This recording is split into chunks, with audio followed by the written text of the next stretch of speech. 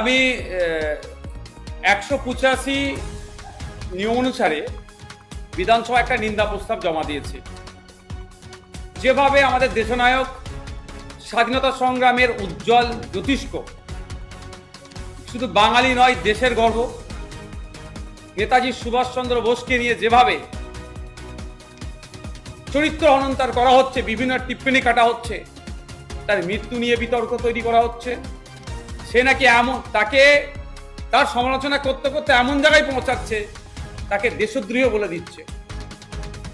কেউ আবার তাকে সে নাকি গুন্ডা পুষতেন এই ধরনের আখ্যায়িত করছে।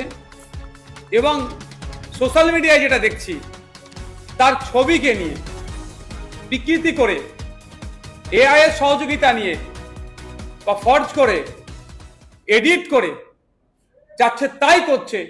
শুধু আপামার বাঙালির উপরে অপমান নয়, স্বাধীনতা সংগ্রামের অন্যতম উজ্জ্বল জ্যোতিষ্কর ওপরে অপমান আনা মানে সমগ্র দেশবাসী আজকে লজ্জায় মাথা হেঁট হচ্ছে।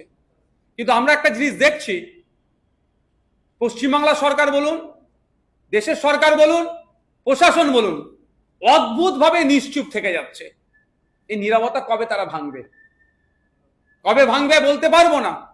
কিন্তু আমরা একজন দেশপ্রেমিক হিসাবে, আমার পূর্বপুরুষ দেশ স্বাধীনতা সংগ্রামে অংশগ্রহণ করেছিলেন, স্বাভাবিকভাবে আমি চুপ থাকতে পারি না।